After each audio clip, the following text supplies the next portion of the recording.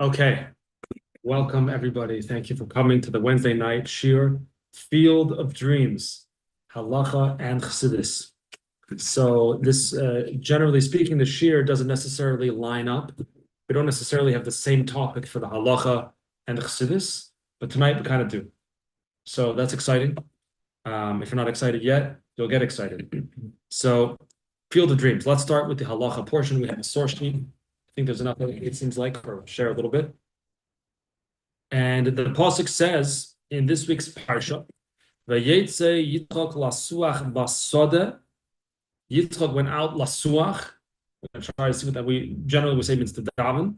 Lasuach basode lifnei erev, to daven, to converse, the such like a sicha, conversation. Lifnei erev, towards evening. What does it mean?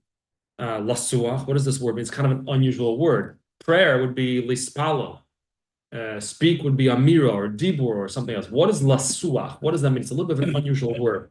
So the Sforno, open up your Mikaris Gedolos, you have the Sforno, Italy, around the year 1470 or 1475. I saw different when he was born to around 1549.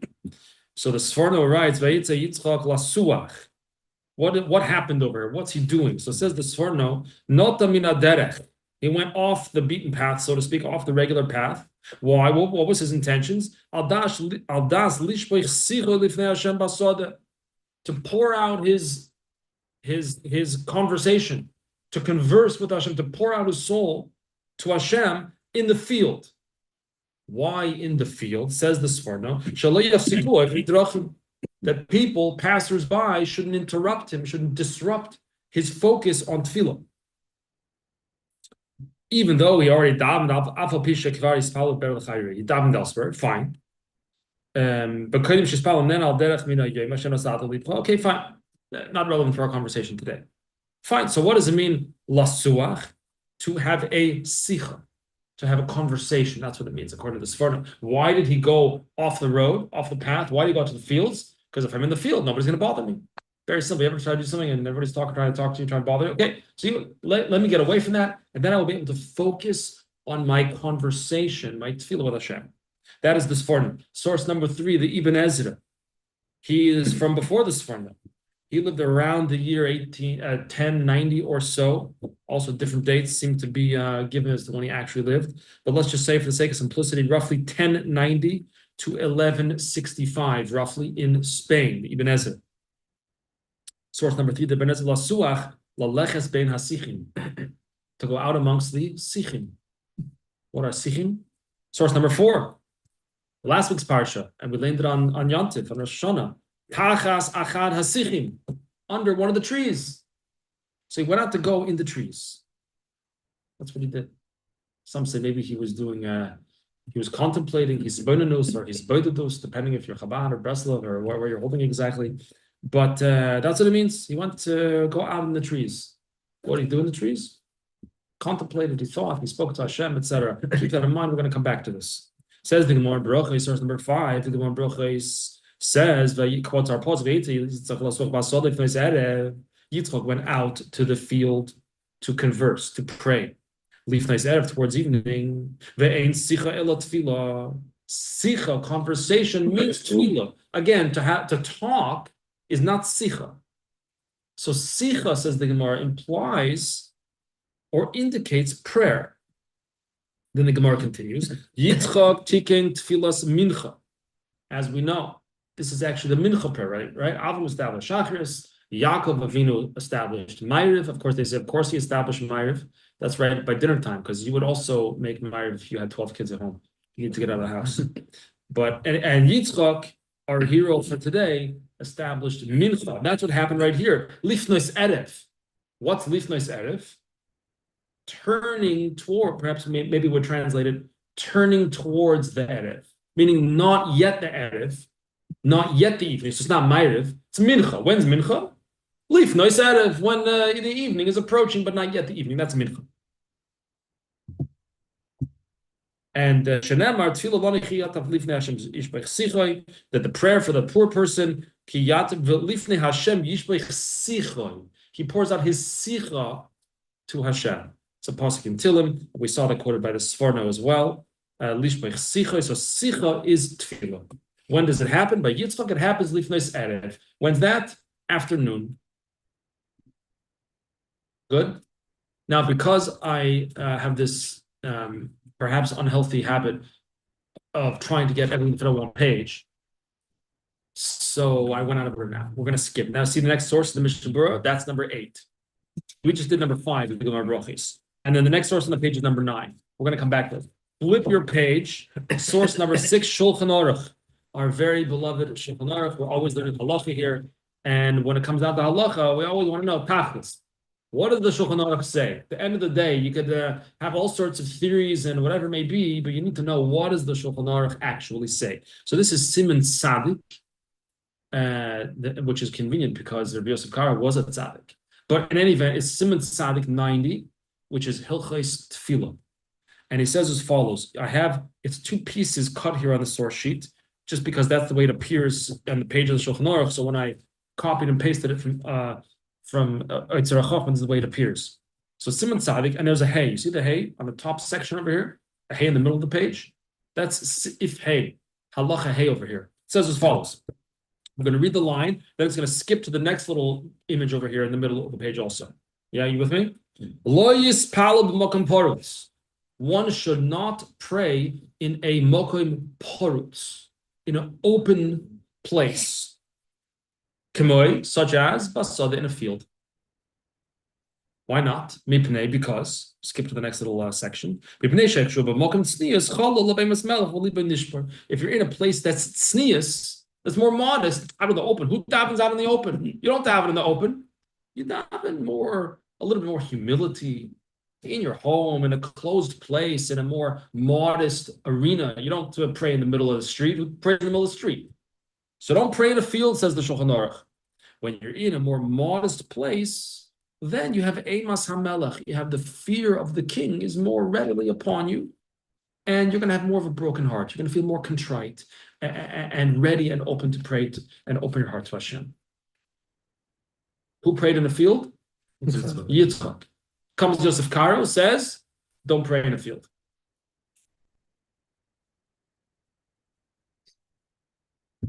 Yeah?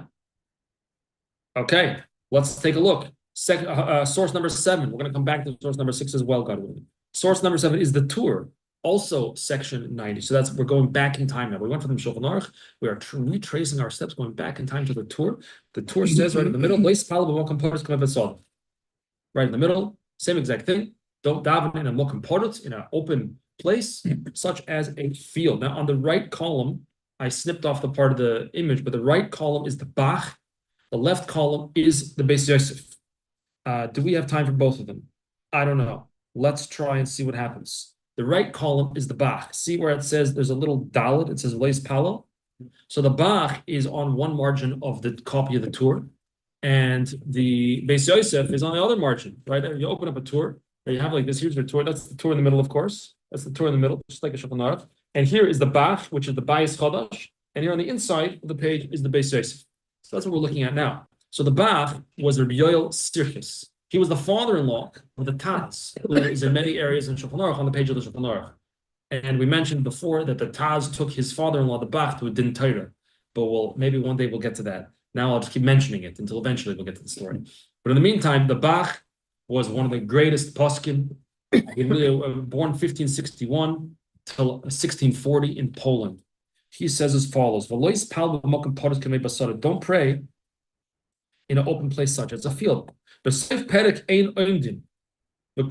it's from. It's in the Gemara in Brachos. Because for Tosfos over there says the following: you're going to have a question. It says Tosfos. What about Parshas Chayisara? What about our Parsha this week? Question. So what do you mean that the halacha is you're not allowed to daven in a field?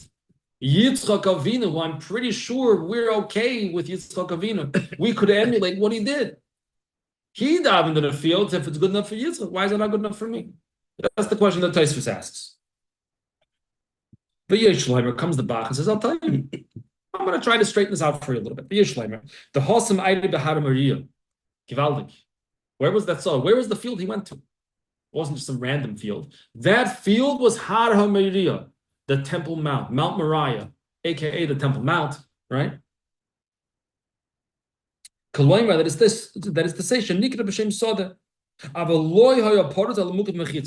The area, however, that he davened was called the Sadeh, but what it really was Mount Moriah, Har Moriah, Harabais, and it was not an open place. It actually had mechitzos around it. It had some type of surrounding around it. So it's actually not an issue. Okay, fine. Inami, another answer, Biksa. It was actually a valley that he prayed in. That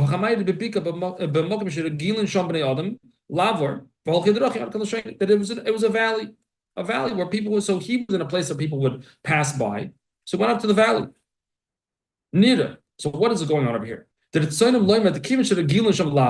Since he was in a location where many people were going to be passing by, lots of passers-by, and if a person is in a location where there are many passers-by, and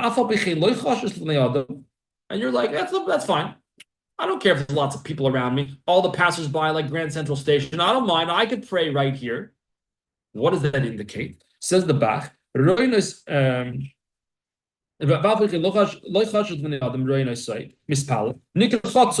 Says this is a little bit brazen. You're going to pray in the middle of Grand Central Station? You don't care? There's people coming by, right, left, up, down, and everything? Something doesn't smell right, says the Bach. Doesn't seem right. It appears chutzpah, brazen to do that. Why? Because isn't there a verse? A person should go with humility. Imagine you're in Grand Central Station. You just stop right in the middle. Here's where I'm down in Mincha. Really? Like that? What about a little bit of humility? So that's only if a person prays where there's many passers-by. But Yitzchak, he went to the field. Why did he go to the field? Because there ain't nobody in the field. The field is quiet. It feels like Grand Central Station. There's nobody there. So he has quiet. He's being modest. And he can focus on his tefillah. So therefore, when Yitzchak went to the field, even though technically it's a mokum porutz, it's an open area, yeah, but the reason he went there was to get away from the distractions, to get away from all the people and all the passers-by in the Grand Central Station, and therefore, it's considered, he says, v'choshiv ki'ilu hoya b'mokim nister. Gewaltig, says the Bach. It's as if he was in a quiet room by himself. He wasn't. He was in the field. Yeah, but he went there to get away from everybody. So that's like going to your privacy of your own house.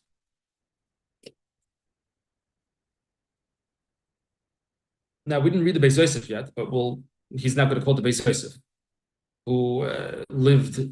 Beis Yosef, the Bach was alive for, I think, 14 or 15 years. He was 14 or 15 when the Beis Yosef passed away.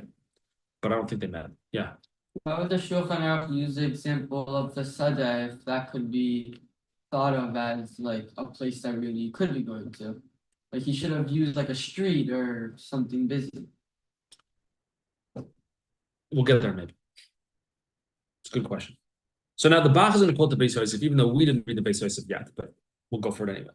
But Beis Yosef the Beis Yosef has a different understanding over here. The kivan that gilim shom b'nei adam laver yafsiku havedrachim. The people passing by, since there's a lot of passers by, they're going to interrupt him. But however, just because people will interrupt you, maybe not interrupt, they'll disrupt, not interrupt, but disrupt you.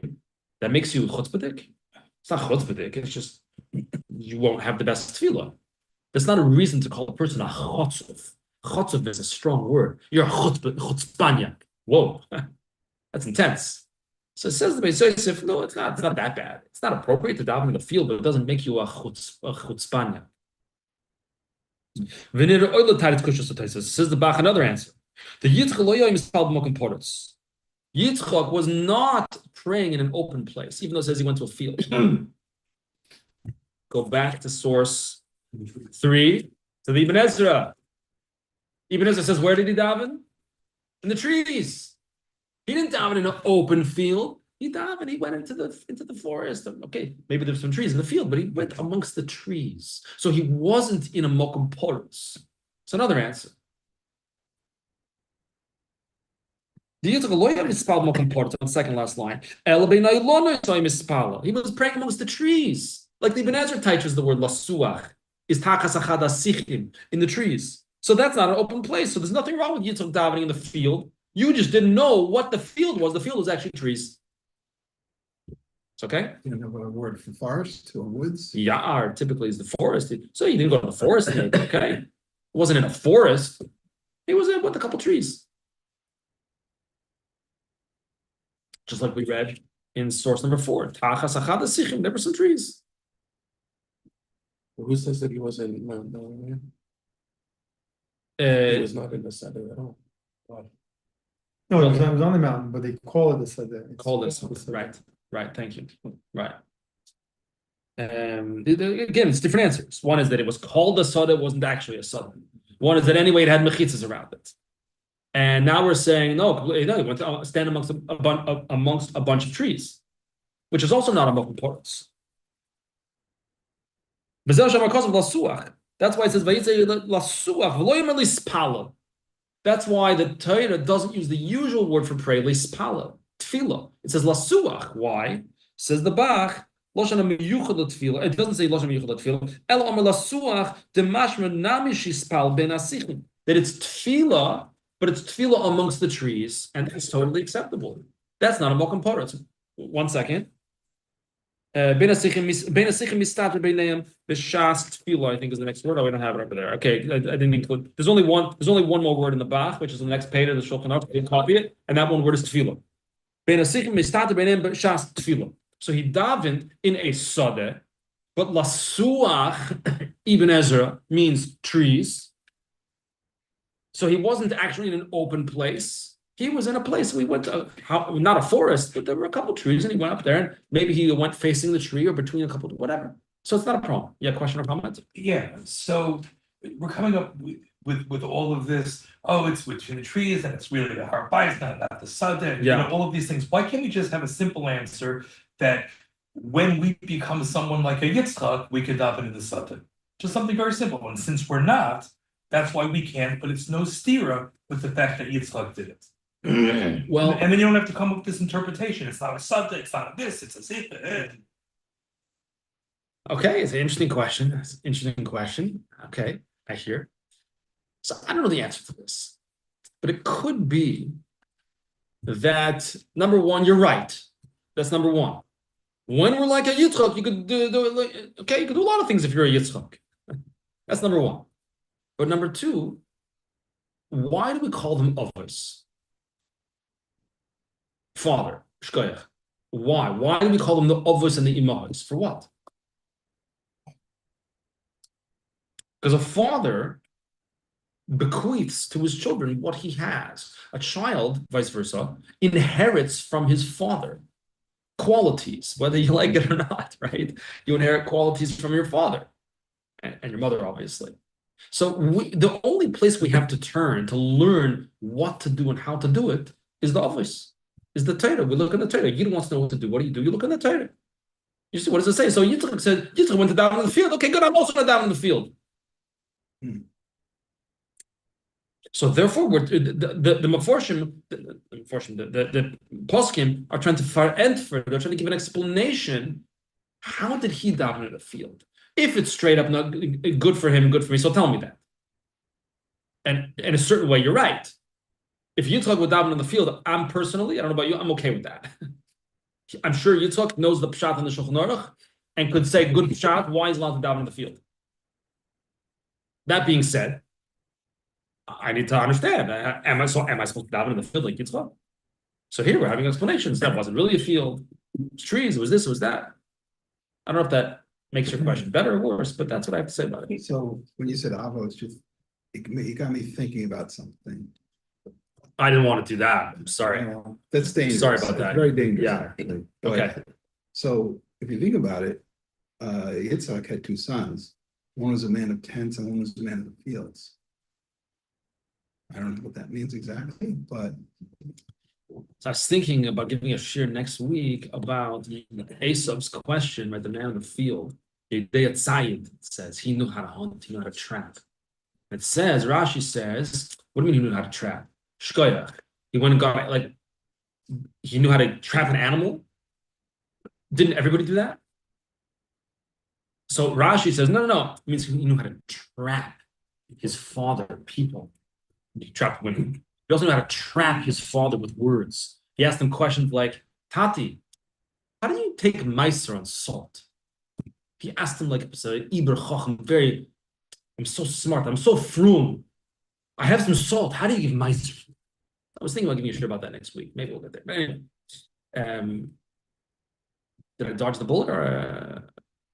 I don't know. It's just a thought. I don't have any connection to it other than Okay, good. the thought that maybe he shouldn't have been in the field, and maybe that's somewhat what Esau ended up.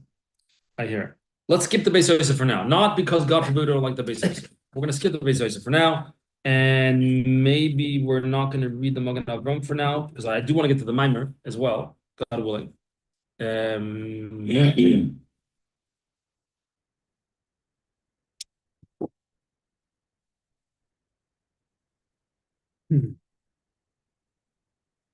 Is it possible that the Sadeh could be the same Sadeh that Rabbi Akiva experienced? And come back again? As part of Argos. Oh, the artist. Okay. Let's go back in time or back on the source number 8, the Mishnah Berurah. Well, for now we're going to leave the Beis Yosef in source 7. For now we're going to leave him, and we're going to leave for now the Magen Avram in source number 6, and we're going to go to the Mishnah Berurah, source number 8. B'mokum poros. V'hine. According to one of the answers of Taisus, if he's standing on the side of the road, in a place where he's not worried that there's going to be passersby who will be disrupting his tefillah, sure, that's fine. Not a problem with that, says the Mishnah Berurah. However, the Beis Yosef doesn't really like this so much. Beis Yosef doesn't like even still, if you're in an open place, it doesn't seem right. V'hine avsha Magen Avram. See the Mishnah Berurah anyway quotes Magen Avram. That's why I said we could skip it for now. V'hine avsha Magen Avram mosharei achrei miyashon divrei Tosfos mikol mokim kasu b'zoyar, and the Magen Avram quotes the Zoyar. The Zoyar says even though you could find a way to explain, as we saw on the Bach, and as the Beis Yosef that we didn't read, also basically explains pretty much the same thing.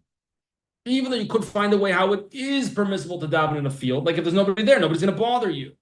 Nobody's going to disrupt your tefillah. Nevertheless, the Mishnah Berurah says, quoting the Magen Avram, Mikol Mokim Kosvu Shebazoyar Mashma. Yeah, the Magen Avram quoting the Zoyar on the page of the Shulchan Aruch. The Zoyar has a huge influence in the works of the Magen Avram. And Bichlal, I mean, the Beis Yosef, the Shulchan Aruch, was in Svas with the Arizal. In fact, there are certain areas in Halacha. I was thinking maybe we'll try to do it as one of the Thursday nights, where the Beis Yosef argues on the Arizal. And the Chidah, at least the one case that I'm thinking of, says, no. He doesn't argue on the Arizal. He didn't know that the Arizal said such and such. And if he knew, he for sure would have changed his mind and would have agreed with the Arizal. But anyway, in the Zohar it says, Sheyesh lispal dafka babayis. Specifically in a closed location, even if you could give an explanation why I could daven in the field, nobody's distracting me out there, nobody's disrupting my tefillah, it's still preferable to daven in a home, meaning in a closed place. However, Mishnah Berurah continues, what if you're traveling and you ain't got no choice? Where else am I supposed to daven? Like, what if you're in the airport and there's people back and forth, I have to daven shachars now or else I'm going to miss shachars. What am I supposed to do? So everyone agrees. Of course, you could daven in the field. You're not going to the field to daven. You're in the field. You're in the airport. What, I went to the airport for shachars. I didn't go to the airport for shachars. I went for the airport to catch a flight. Elamai, I have to daven. However, if there are trees in the field that you're in, I guess there's no trees in the airport. Coming back to the trees. Like just like the Ibn Ezra. However, if you're in the middle of nowhere, you're traveling on the way and you're in a field and you see there's a tree over there, that's better. Go over to if there's a couple trees or even if it's up against one tree, what would that be in the airport? So would you say it's better to go like to the, not to be in the middle, try to find a side area or I think so. something? I Because think sometimes you so. go A wall, cities, yeah, I think so. Right. Is You don't always have a choice. Yeah. Doesn't mean you shouldn't go to one of those stores. They do like 3 o'clock in the afternoon. Because Dafka, you're going to the, I'm not saying at stores in the airport. The store's still inside still. It is, but people might be, Well, I know Going there's a to- certain rabbi who says that you should not go to the store minyanim. I'm not saying what you should do, or we're not, I'm just mentioning, who says you should not go to store minyanim. Why? Because you're supposed to daven in a shul. So go to store minyan, not only are you not davening in a shul, you're also taking away from the shul. Because now maybe there's another minyan, especially in the winter months when Shkia is like so early. Okay, maybe that fits in here. So it's something to ponder anyway. It's something to ponder. If you're anyway traveling, good, so daven in the field. Oh, you see a tree, good, go daven by the tree. That's much better. Don't daven to the tree, right? This as long as it's not, you don't have to retrace your steps so much to go find a tree. It's not like that. But if you could easily, go up against the wall, up against a tree in a corner, whatever. Because if you're up against a tree or in the airport in the corner by the wall or whatever, so it's a little bit sanua there. It's a little bit more of a modest place. You're not mamash out in the open. Fine. I actually davened in a phone booth when I did sales in the first. Ages me a little bit. What's a phone booth? It used to be phone booth. That's gonna have the next week's share is gonna be what phone In the booth? winter, like, she was coming. I'm on the road sales. He's gonna I go to a Is phone that where booth. you get Wi-Fi? And I'm on the phone. People knocking like people knocking. I'm like,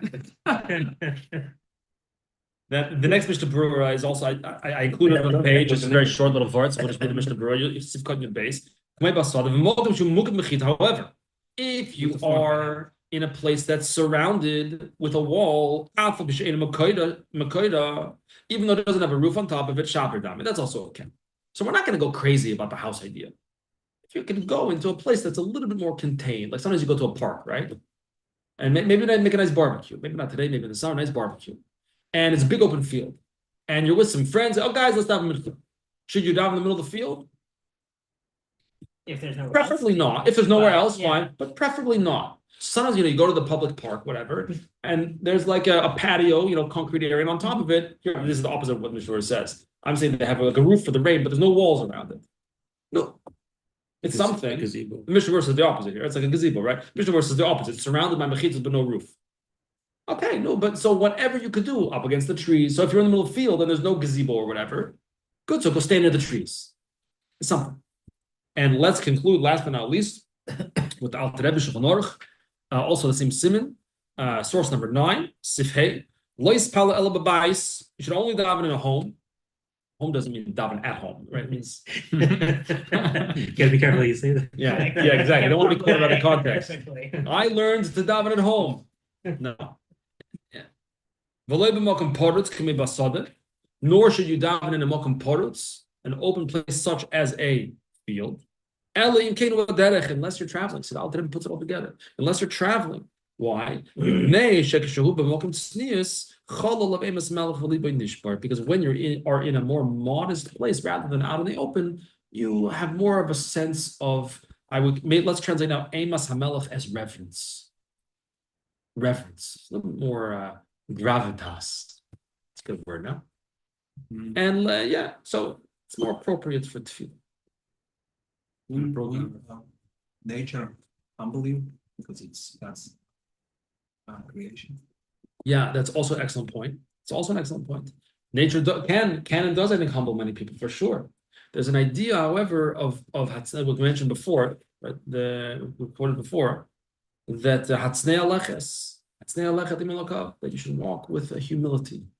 So the idea of the humility, as we're discussing here in this context, is not to daven just out in the open, as if like, oh, I don't care. Anybody could come by. It doesn't matter who comes by, and I'm fine. That's considered a little bit not so reverent. That being said, in the times of the Baal Shem Tov, already it was common to go out into the fields, to go out into nature. And I don't know if they prayed, but they contemplated the greatness of Hashem and the greatness of God's world. Maybe, and then they prayed, maybe. So there wasn't no COVID here. COVID wasn't an issue. COVID was not a factor. Thank God. Okay. I only have this many copies of the mimer, but please take and share the mimer for today. If you don't mind passing on one of these books over here. And we will now continue the field of dreams. But now we're going to do the Chassidus part. And boy, is this great. I mean, I'm biased here. Of course I'm biased. Boy, is this great. So we are. Okay, yeah. Do you mind grabbing a chair? We are in the last mimer, Parshas Chayesara and Torah Or. In the Alter Rebbe, that's page Yud Zayin Omud Aleph. Sorry, I don't have any copies for everybody, but you'll do some listening, you'll do some hearing. There's a few mimer. We learned the mimer actually this past Shabbos from Chayesara, Galil and Taimei. You're into the mimer about eating. This is the last mimer in Parshas Chayesara. There's not too much in Chayesara for this week. This is the mimer from the Alter Rebbe, in the Sefer Torah Or. And the mimer is, conveniently enough, Dibur HaMaschil Vayetze Yitzchak Lasuach Basodeh. Yitzchak went out to pray, to converse, to speak, to connect to Hashem in the field. So this is the mind of Alter Rebbe. Lavar Zeh, to explain this, what is Lasuach? What is he doing over there? Tehine Yesh Mishnah B'Braisa. Totally out of left field. There's a Mishnah in a Braisa. We know Teresh Shabbat Peh has a system, right? There's Mishnayos, compiled by Rabbi Yehuda Nasi. If anybody remembers Yosef Rosen, who used to live on the block over here, he moved there. He moved to Carmiel. Same name, except he's Yosef Chanoich. The Rogachev is just Yosef, but the Rosen who lived here was Yosef Chanoich Rosen. He lives in Carmiel in northern Eretz Yisrael. He used to live here, and he's a shtickle tour guide. And we were there a couple of years ago. He took us on a tour in the north, and he took us to what he said archaeologists in Beis Sha'arim. What archaeologists say is the grave of Rabbi Yehuda Nasi and his wife. Took us there. Unbelievable. So Rabbi Yehuda Nasi compiled the Mishnah. What else did he compile? The Braisa. What's the Braisa? The Braisa is everything that didn't make the cut to be in the Mishnah. Mishnah is, in one word, Halacha. That's every Mishnah of the 60 Masechtas of Mishnah. This applies that every single one of them, except for one, is Halacha. Huh? Avos, very good. Avos is the one Masechta of Mishnayos that's not Halacha. The other Masechtas, the 59 Masechtas, they're all Halacha. That's what a Mishnah is, basically. So Mishnah is written by the Tanoim, right? Compiled with the Nasi. There's also the Braises. Braises are for the same time period, also by Tanoim. So there's equal status in terms of using them as proofs in the Gemara. Right? A Mishnah and a Braisa are both powerful. However, the Braises, Aramaic means outside. So it's whatever, for whatever reason, Rabbi Yehuda Nasi in his infinite wisdom, maybe not infinite, his wisdom, determined doesn't belong in the body, in the corpus of the Mishnah. Yet, these are teachings. These are teachings from the Tanoim. We're going to call them the Braisa. Braisa means outside. Bar means outside. Okay, good. So Mishnah and Braisa. Braisa, Chidush HaMishnah. What's a Braisa? It's not just that it was left out. What a Braisa really does is explains the Mishnah. The Mishnah has more bekitzer, more brief, and the Braisa has a little bit more details. The Mishnah is what's called the clouds, the general topic or concept. The Braisa, and the Braisa contains within it the details of the Mishnayos. That's why many times we learn in Gemara, quotes a Mishnah, or it's explaining the Mishnah, and it quotes a Braisa that comes to explain the Mishnah, because that is the system of Mishnah and Braisa. With me so far? Fine. Okay, whatever's in the klal only has what the prat has. So the klal, the Mishnah, contains what the Braisa has, but it just doesn't contain it explicitly. Asked Alter Rebbe, seemingly, Mishnah, the Braisa is a lower level, meaning it's gone down to a lower level. That's why it didn't make the cut, so to speak. It's not a Mishnah. Rabbi Yehuda Nasi didn't include it in the body of the Mishnayos. It's a lower level. Avol, but ha'emes he she'abraisa gavoya yoser. Actually, the Braisa is a higher level than the Mishnah. That didn't make the cut, that which is outside. What else is outside? Tomorrow. Okay, I hear. That didn't make the cut, so to speak, is actually a higher level. Which, by the way, this is in general a clue to the teachings of Chassidus. Generally takes whatever you think the way it's going to be and flips it upside down, flips it the opposite way. The Bryce is a higher level. Why? The Soif Maisa b'machshava tchila. Because the concept is that the Soif Maisa, the final outcome, the final action is b'machshava tchila, was what came first in the person's life. If a person has an idea to build a home, they have a vision of what the home is going to look like. That's the Soif Maisa, the way it's actually going to end up being produced, being built by the contractor. That final picture, the final image was b'machshava tchila, was what arose in the person's mind in the first place when they conceived of the house. And the Brisa contains the details of the Mishnah, how to do the Mishnah, how to carry it out. Without the Brisa, you can't do the Mishnah, because the Brisa gives you the details of how to do it. It's like if you told the contractor, I want to build a house. And he says, what kind of house? Big. A nice one. Contractor's like, what? Listen, I'm happy to take your money, but what kind of house do you want? I told you, big and nice.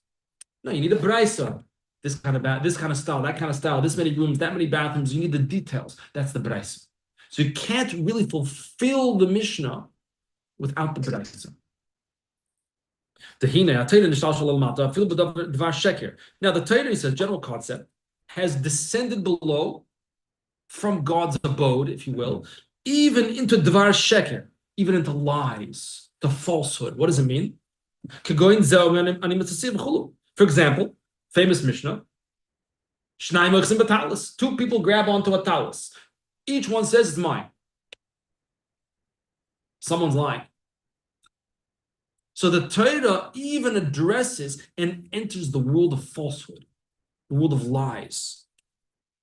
So this is a very low descent. They're not lying. One of them's lying.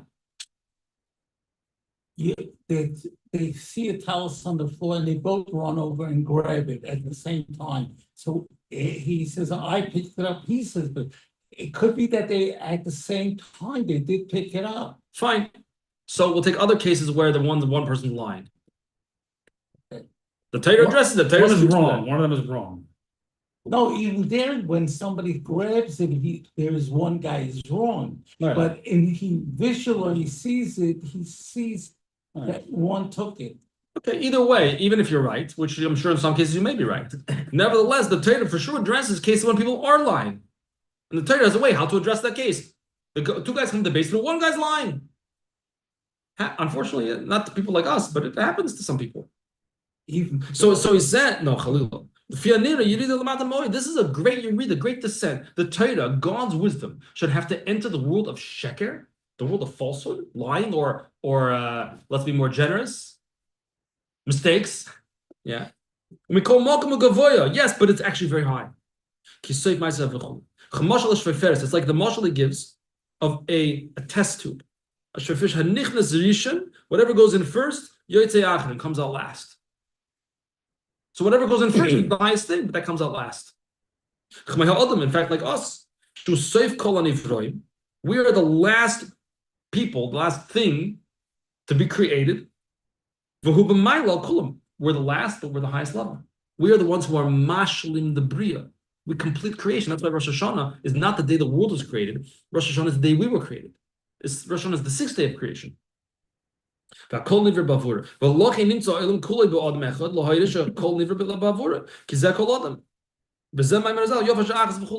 Chazal tell us that one moment of good deeds in this world, the world of lies, the world of darkness, the world of deception, is greater than all of the world to come, as we're going to see. In Olam Haba, in the world to come, tzaddikim sit and they bask in the radiance of the Shekhinah. However, what are they actually basking in? What kind of spiritual radiance is actually going on? It says it's called Achoraim. It's like the backside. It's the backside of Hashem. The verse says, Ufonai lo yero, you will not see my face.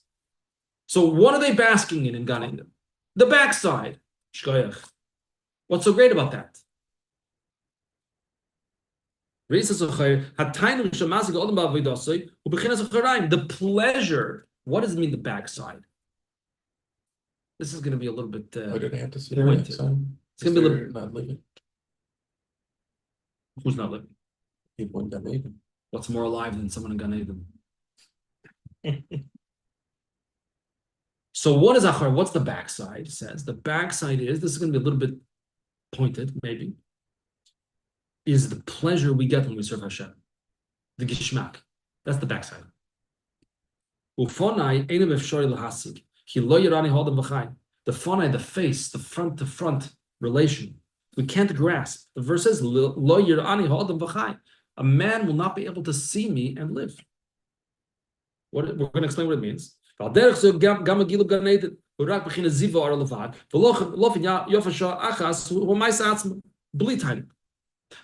even though in Gan Eden, in the Garden of Eden, they're very much alive, they are basking in the radiance of the Shekhinah, basking in the sunlight. They're enjoying.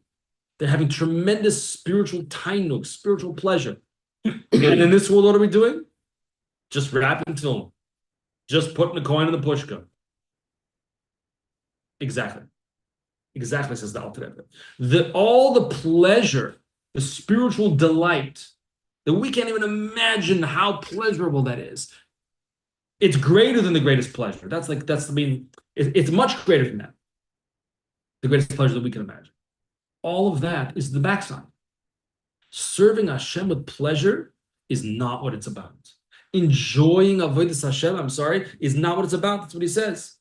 Rather, the action, wrapping the tefillin, bli tainug, without any pleasure, without any enjoyment, ubli seichel, and without any intellectual understanding even, is greater mikol chayil mabah, is greater than all of Elam Haba. Just to wrap tefillin when you're half asleep, don't quote me on that, not half asleep, half awake, without any pleasure, without any gishmak, is greater than all of Elam Haba.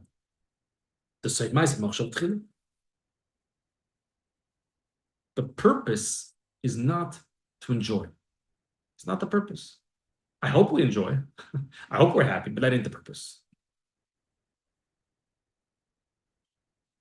We're going to get to the field, by the way. We're going to get to the field.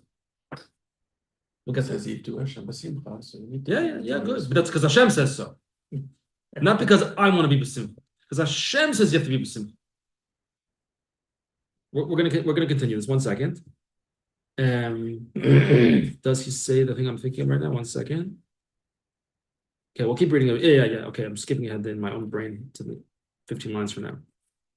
This is also the concept of the Mishnah of the Brisa. The Mishnah is the general concept. What's a general concept? 4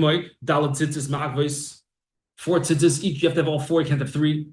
If you have 3 tzitzis, it doesn't work. There's a taka debate in halacha about this, but with paskin you need all 4. V'chein sukkah shigavoya. A sukkah can only be a certain height. If it's above the height, apostle. If it's below the height, apostle. It's the cloud. But yesh lintzay tam lezeh. But we look for reasons. Why taka? What are the reasons behind all this? Tchelas of the tzitzis, like it reminds us of the sea, which reminds us of the sky, which reminds us of the kisei hakavod, etc. V'gabe sukkah also has a reason. Yesh tam that we should all know and recall what happened. Archof amma. So if we have to know, if to see it, then it can't be higher than my sight, my vision of sight. So there's reasons why it can't be a certain height, reasons why I need tzitzis, etc. That's the cloud. And there's reasons for that. That's like serving Hashem with understanding, with gishmak. But the brisa who are prat. The brisa is breaking it down to the details, the nitty gritty. Leva'er ha-mishnah, to explain the Mishnah b'chol dikdukim u'v'pratim, with all the details. K'may sukkahs gan vach v'rak vash. We had this a couple weeks ago in one of the show. What did we discuss about this? Oh, I think we discussed it maybe Friday night between Mincha Ma'ariv. What do you do if your sukkah falls down on Yontiv? Can you ask a Gentile? Can you ask Ivan to put it back up on Yontiv? So sukkahs gan vach is goy, noshim, and the various other types of people that are allowed to build a sukkah, because sukkah does not have to be built l'shem mitzvah. Doesn't have to be built l'shem sukkah. It does have to be built l'shem tzel, for shade. So, right, if your sukkah would fall down on Yontif, you could, we discussed it on Friday night, you could have a Gentile build it, rebuild it, but you'd have to tell them you have to do it for shade. You don't have to tell them, you have to do it for shade. So these details, which are brought out in the Braisa, she'ein tam l'davar, there's no reason, just, I mean, it doesn't make sense. Why could you have a Gentile build your sukkah? He doesn't know what a sukkah is even. Doesn't understand the mitzvah. Doesn't matter. There's no time, there's no reason for that. It's just the way it So is. you could tell a woman to rebuild it. Sure. Isn't the sukkah mitzvah? If you need it, you need it though. But a woman is also. You can do it. You can do it, sure. Yeah. So if a woman could do it, why can't I do it? You can.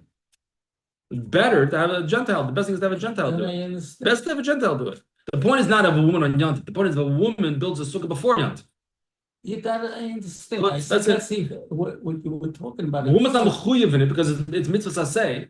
She has man grama. So a woman doesn't have to sit in the sukkah. Yet she could build it. But if a sukkah fell down in the middle of the yontif, You could have a Gentile build it. that I understand. Could a woman? No, No. because she's a tzmutza. No, isn't that the reason? Not really because muktzah, no. But that's part of it. That's part of the reason. Part of the reason, yes. Meaning here it's someone without a reason. A Gentile who can't really build your sukkah can build your sukkah. A woman who doesn't have to do the mitzvah, she could also build it. These are not logical laws necessarily. Yet, says the Braisa, you could do it. And the Shulchan Aruch paskins that way. You could do it. So we see some of these ideas as fleshed out in the Braisa are beyond seichel. The Mishnah doesn't actually contain more than the Braisa. The Braisa contains all the details. The fact that the certain reasons are not revealed to us, the reasons for certain mitzvahs, as elucidated in the Braisa, is actually a higher level. The reasons for mitzvahs are not ultimately revealed. Now, I'm going to say the real reasons for mitzvahs are only going to be real when Mashiach comes. And he says, the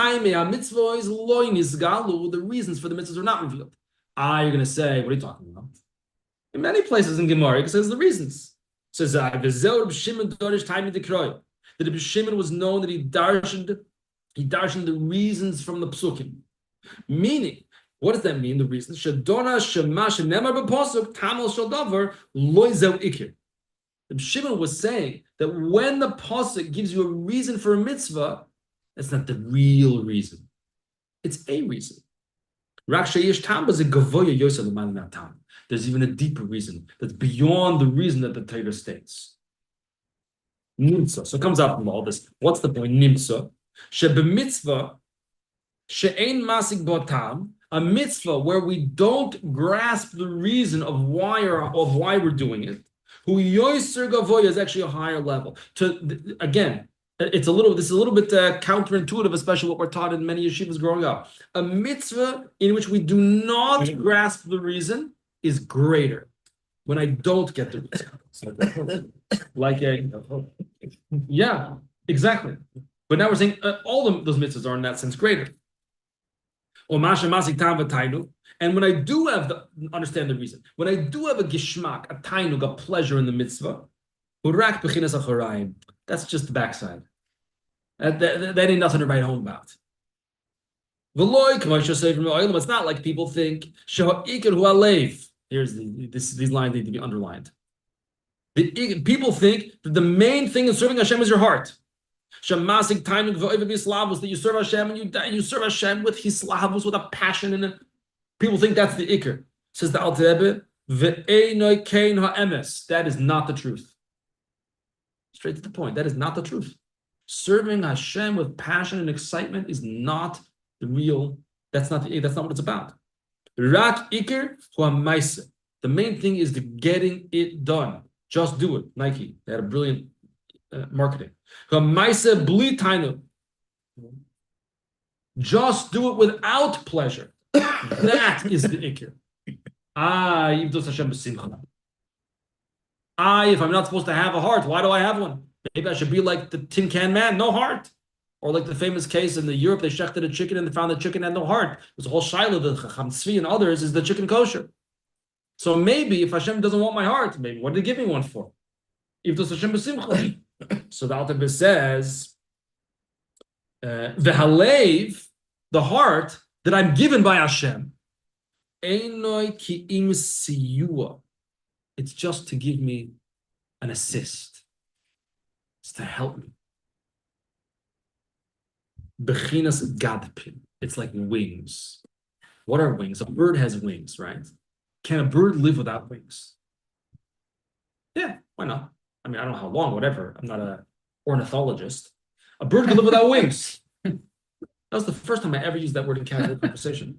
A bird can live without wings.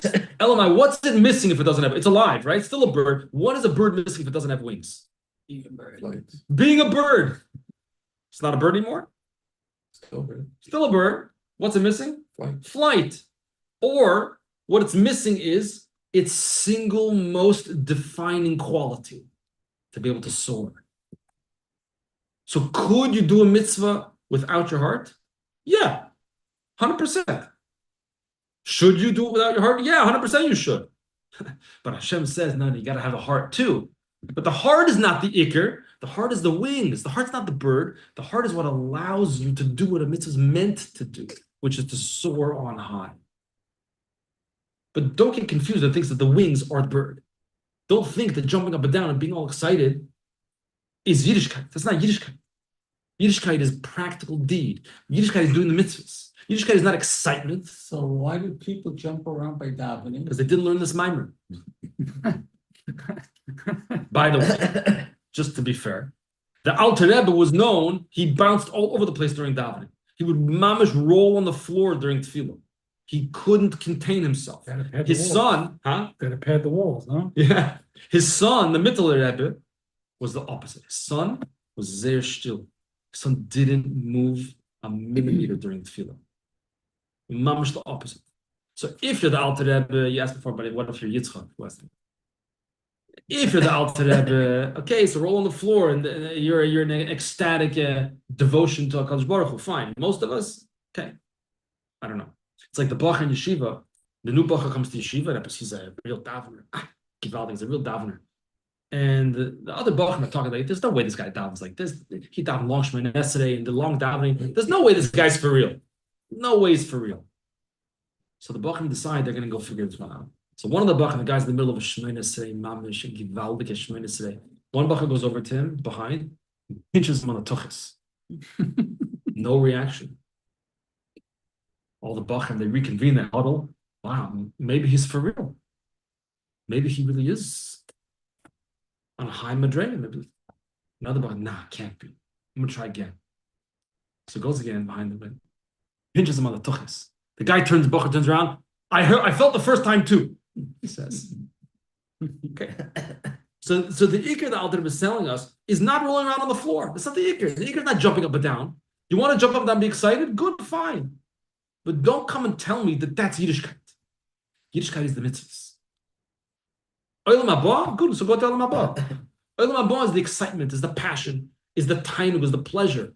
But we're not in Olam haba, we're in Olam hazeh. And Olam hazeh is greater. Yafat shuva shah achas, a moment in this world is greater. A moment in the world of darkness, a world of pain, a world of suffering, a world of darkness, a world of we look outside, what's going on in the world. Yeah, one moment here is greater. One mitzvah without pleasure, without understanding, is greater than all of Olam haba. And the fact that you need the lave, the fact that Hashem did not create us as tin men, is to give the assist. Right? The guy was growing up in Canada in the 80s, Wayne Gretzky. He would lead the league in goals and assists. What's the assist? Assist is great. Right? At the end of the day, the guy who gets the goal is the guy who got the goal. The assist is all, but the assist is just to bring you to the goal. That's what he says. It's the wings. But don't think that the wings are the bird. V'hine, Mishnah Nikra Ir. Now we're getting straight to our point. A Mishnah is the city. V'braisa is Bechina Sode, Givaldik. Where did Yitzchak go to pray? Into the world of the Braisa. Braisa means outside. Yitzchak went out to the field to pray. Went to the outside. Into the world of the Braisa. What's the world of the Braisa? Is the prat, the details, the nitty-gritty, how to get it done. That's he went into that world. Loshan bar. Brais Sada is bar. Chutz la'ir. He went outside of the city. So the Alter Rebbe asked, 1 second, what's greater, the city or the field? The city is the main thing. Where do we live? We live in Queens. If Queens were a city on its own, without including the other 4 boroughs, it would be, I think, the 4th largest city in the United States of America. I think, something like that. Check it up later. Like, we live in a huge city here.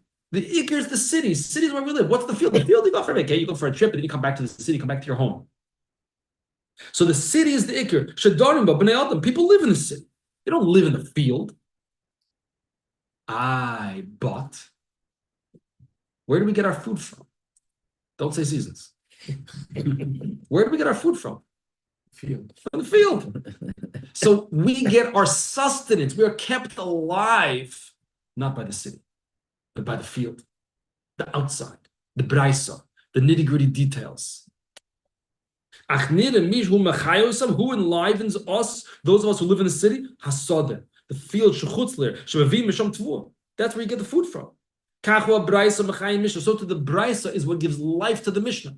The Mishnah is the klal, the braisa is the prat. The prat the detail enlivens the klal. And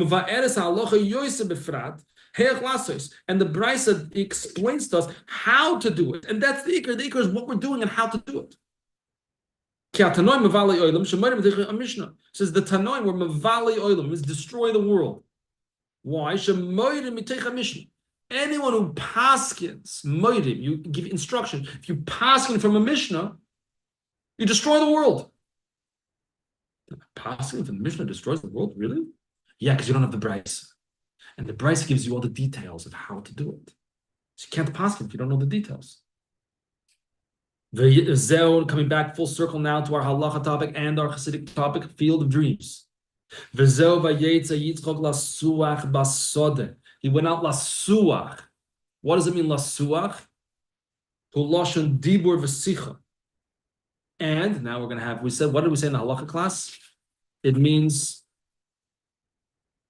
the Sefarno said it's sicha. That's the first thing we just said. Sicha, conversation. The Ibn Ezra said sichim, trees. Now we're going to have a third meaning. The sicha loshen shchiyo lamata, bending down low. Meloshen the soch rumanoshi, and he brought down the lofty of men. V'chein, and likewise another verse in Yeshaya, v'chein kasher yafarish ha-seichel lishchos, as the swimmer go. I think that's how you translate it. I didn't look it up exactly. That as the swimmer goes to swim, he goes down into the water. And where do you go down? Basodeh. Go down into the field, hubars, outside. So going into the Braisa is a Yerida. Going into the field is a Yerida. You're leaving your home, you're leaving the city, you're leaving your place of comfort. But you go out to the field. You got to the world of Braisa, which is the world of the details, the world of the nitty-gritty. Now, why would we want such a Yerida? Why would we want to leave the city? Why would we want to have this Yerida? And now he's explaining Lasuach. Yitzchak went Lasuach to go down into the field. What's the field? The field is nobody lives there. It's a place of darkness, a place of confusion, a place where it's easy to get lost, kind of like this world a little bit. Why would you do that for? Vayetze Yitzchak Lasuach Basada. When did he go? Lifnois Erev. What's Lifnois Erev? We said it's turning towards evening. That's Mincha, right? Listen to this. No Nekudas, right? Since there's no Nekudas in Lashon HaKodesh, we could put different Nekudas, right? I can't give different Nekudas. The Alter Rebbe could give us different Nekudas and give us a whole new meaning, a whole new depth of understanding of what Yitzchak was doing. Listen to this. The Lifnois Erev means he went out in the Lefanois Ha'erev V'achoshech. Lefanois means to clear it out. To clear out the Erev. To clear out the darkness. That's why he went into the field. To get rid of the darkness. So he went out, had a Yerida, down into this world, the field, the Braisa, so to speak. But it was not Lifnois Erev, it's Lefanois Erev. Get rid of all the Erev, get rid of the darkness. I'm going to clean it out. Torah itself descended into darkness. Meaning, like we said before, that you have even sheker, even the world of falsehood. Torah addresses and enters the world of falsehood. Not that Torah is false, God forbid, but addresses people saying, that's my talus. No, it's my talus. That's mine. It addresses falsehood. It has to enter a world of sheker. It says, Torah descended into darkness. Like it says, it says, you have sat me, you have placed me in the machshakim, in darkness. Say Chazal, Zeh Talmud Bavli. Talmud Bavli is darkness. Why is Talmud Bavli not Talmud Yerushalmi? Why is Talmud Bavli darkness? Galus, yeah, good. What else? Because of all the kashas, the questions. There's so many questions back and forth, back and forth, back and forth. You don't even know what was even the question? What was even the topic? You get lost in the page anymore. There's more disagreement in them, so right. Oh, there's more machlokes. That's darkness. Machlokes, disagreement, it's darkness. So that's Talmud Bavli. Even into lies. Why? It's the Gemara. It's the Heilige Gemara. Why did the Gemara descend into machlokes, into lies? Not that the God forbid the Gemara is a lie, but into the claims, false claims, and so forth. Why?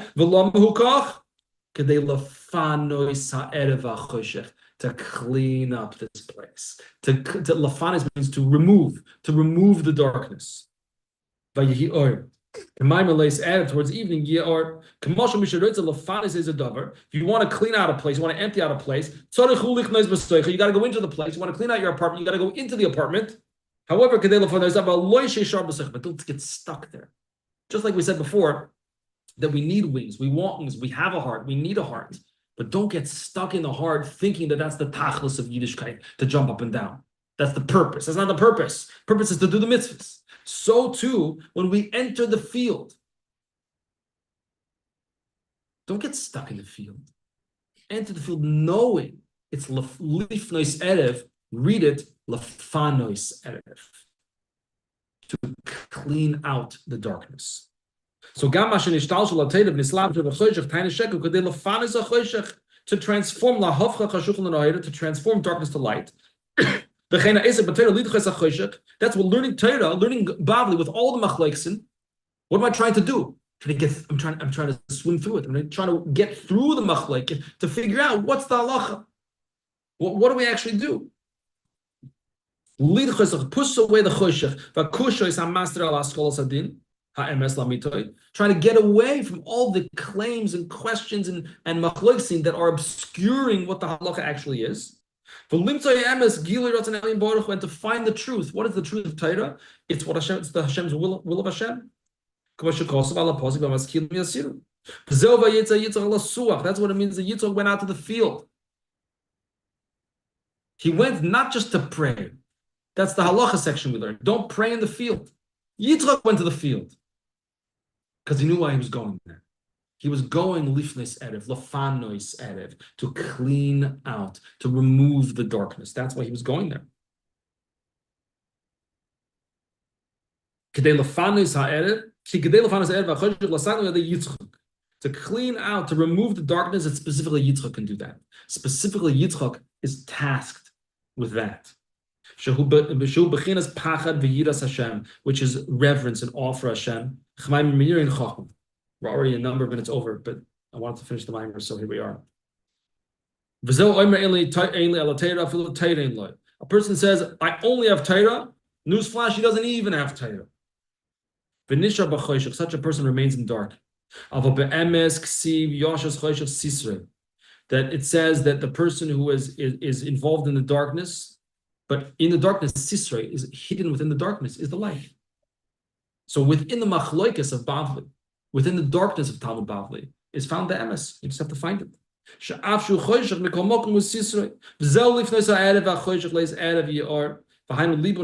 what's also called in the Zohar. Libun Hilchasa means like blowtorching. Also comes from the word love and white. Libun Hilchasa is the process of extracting the halacha, wading through the machlokes and wading through the arguments to get to what's the actual halacha, and that's called libun. There's also what it means bercha b'Torah, which in brief means that Chazal say we were exiled because we didn't say the brachas on the Torah, which Chassidus explains the bracha. The word bracha means to draw down. That we said brachas, we didn't draw down the light of Hashem when we said those brachos. We didn't have focus and intention. What is our purpose in this world? So to wrap up, Yitzchak went to daven in the field. The field is a place that's outside, that corresponds to the Braisa, which is the world of action. So rather than remaining in the world of the Mishnah, which is kind of like remaining in the world of thoughts, the world of ideas. Great, ideas are awesome. Ideas are great, but they don't actually change the world. People who utilize ideas and bring them to the field, they change the world. The ideas sit there on the table, don't do anything. That's like the Mishnah. The Mishnah is the cloud. It's a concept, the idea. But we need the brisa. We need the person who's going to actualize the idea. Who's going to bring the idea to fruition in the field, so to speak. And that's a place of darkness. But it's l'fanos ha'erev. So we have to know that when we go into the world, from our tefillah to work, back home to tefillah, etc., it's all l'fanos ha'erev, to clean out the darkness, to remove the darkness. Maybe speedily, that God willing. I'm sorry, went overtime. Not actually sorry, but you know what I'm saying. Sorry, went overtime. But we should be zoiched that that Hashem is mafana, cleans out and removes the darkness, and sends Mashiach very speedily. Amen. Amen.